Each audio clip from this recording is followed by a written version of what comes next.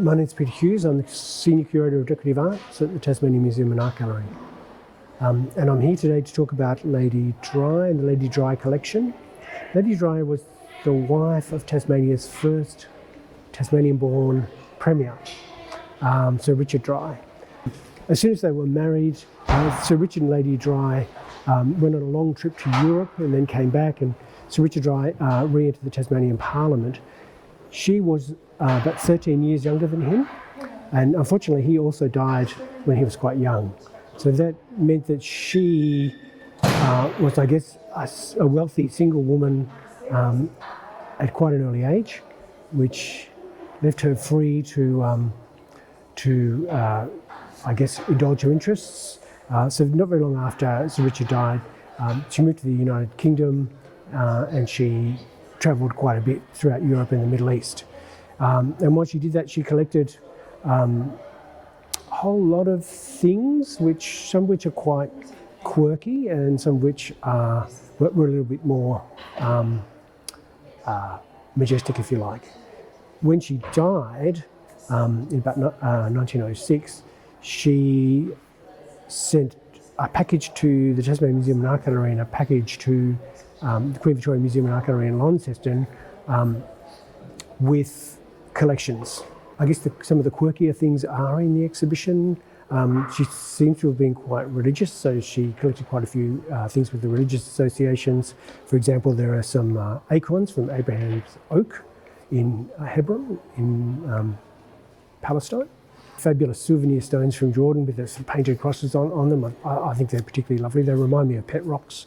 And then some other kind of odd things. Interesting. I guess there's a degree of miniaturization in her collecting to do with the fact that I guess she had to collect things that were quite portable.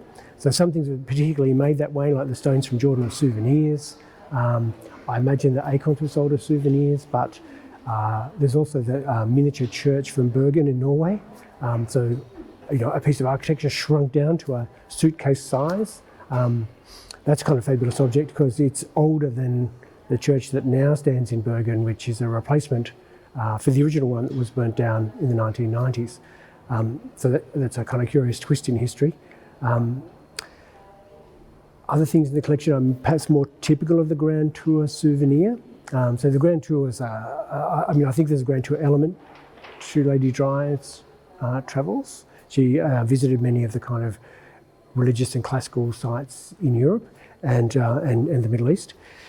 So with the beginning of the Grand Tour in the kind of early, I guess in the 18th century really, a kind of souvenir industry built around that. And for example, there's a fan leaf in here that's one of 6 that she collected with scenes from Naples, a classic Grand Tour souvenir.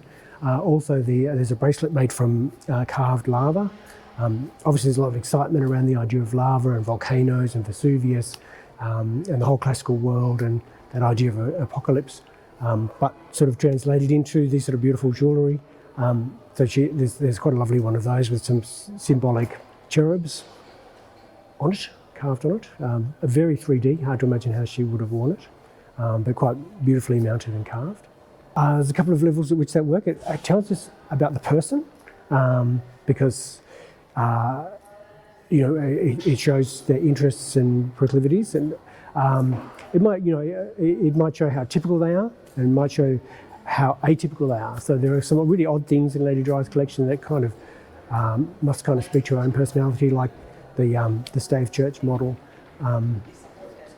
Whereas there are also some more typical things like the fan leaves, which are beautiful. Also, it tells us about travel at that time and the kinds of objects that were souvenired.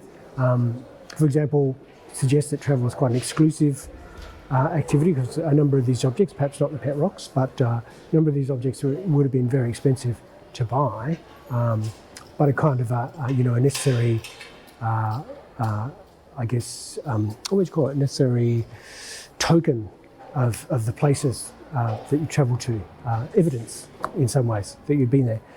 Also, collections themselves. So if you think about a museum collection, a part of it, but sometimes quite a significant part of it, consists of collections. So those collections have their own kind of personality and identity. So they tell us about the time, about the values of the time, about the person, as mentioned.